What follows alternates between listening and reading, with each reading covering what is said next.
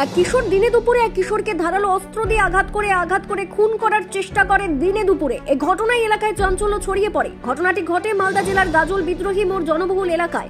স্থানীয় লোকজন ওই আহত যুবককে উদ্ধার করে প্রথমে গাজল স্টেট জেনারেল হাসপাতালে নিয়ে যান। গাজল স্টেট জেনারেল হাসপাতালের ডাক্তারবাবুরা তার অবস্থা খারাপ বুঝে তাকে সঙ্গে সঙ্গে মালদা মেডিকেল কলেজ হাসপাতালে পাঠায়।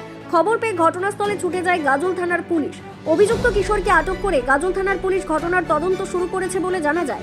গাজলে দিনে দুপুরে চাঞ্চল্যকর ঘটনা। গাজলে বিদ্রোহে মোড়ে জনবহুল এলাকায় প্রকাশ্য দিবালোকে এক কিশোরের গলায় ধারালো অস্ত্র দিয়ে আঘাত করে খুন করার চেষ্টার অভিযোগ উঠল অপর এক কিশোরের বিরুদ্ধে। জানা গেছে গাজলের প্রাণকেন্দ্র বিদ্রোহী মোড় এলাকা। গাজল শহরের বিভিন্ন বিদ্যালয়ে চলছে মাধ্যমিক পরীক্ষার জন্য মোতায়েন রয়েছে পুলিশ। এর মধ্যেই মঙ্গলবার প্রকাশ্য দিবালোকে এক কিশোরীর অপর এক কিশোরের প্রাণঘাতী হামলা নিয়ে তৈরি হয়েছে ব্যাপক চাঞ্চল্য।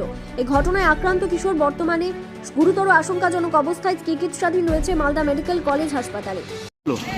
কি হয়েছিল আমি তো জানি না। আমি গেছিলাম মাঠে কাজে, আর ওর বাবা রাজমিস্ত্রি কাজ করে। রাজমিস্ত্রি কাজে গেছিল, ওর বাবার কাছে মোবাইল ছিল না, মোবাইল আছে আমার কাছে।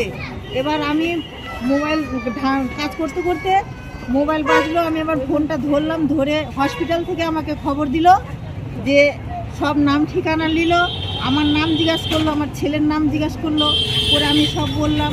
বলছে যে আপনি কোথায় আছেন, তাড়াতাড়ি আসেন, আপনার ছেলেকে ফোন করা হয়েছে। তো আমি আর কিছুই শুনতে পারলাম না, যে আমার চোখ দিয়ে পুরো কান্নায় বেরোচ্ছে, আমি আর কিছু বুঝতে পারলাম না, কিছু শুনতে পারলাম না। তারপরে আমাকে সবাই বাড়ি নিয়ে আসলো। এবার বাড়ি নিয়ে এসে আমি সবার কাছে শুনলাম। তো বিদ্রোহী মোড়ে আমার ছেলে বাড়ি ছিল না, আজকে গেছে আমার ছেলে পশ্চিমে যাওয়ার পরে বেলায় 1টার সময় 16 বছরের ছেলে গৌর রায়, সে নাকি আমার ছেলেকে খুন করেছে। আচ্ছা, আপনার ছেলের নাম?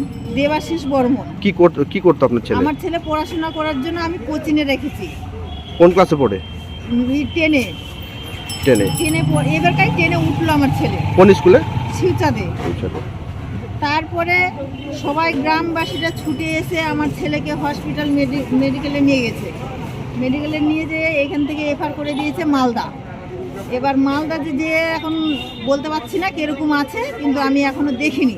তারপরে আমি মালদা না যেয়ে আমি থানায় এসেছি, যে ছেলেটা গৌর রায় আমার ছেলেকে খুন করেছে তার আমি শাস্তি চাই। আপনার নাম? অনিতা বর্মন।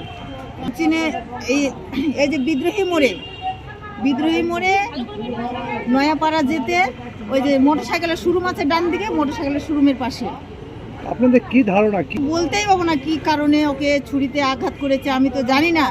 আমার ছেলে ফোন করে বলছে মা আমি কোচিনে যাব, আমি বলছি চলে যা। তার জন্য আমার ছেলেকে আমি পয়সা করে দিয়ে পাঠাই দিলাম আজকে কোচিনে। তো আমার ছেলেকে যে এরকম করবে আমি ভাবতে পারিনি। যে আঘাত করে হচ্ছে ওকে বন্ধু দুজন? না, ওর বন্ধু না, ওকে আমি দেখিনি। আমার ছেলে ওর সঙ্গে ঘুরে না। আমি ওই ছেলের শাস্তি চাই, গৌর রায়ের শাস্তি চাই। আমার ছেলেকে খুন করে ওই করে থাকবে, আমিও গৌর রায়ের শাস্তি চাই।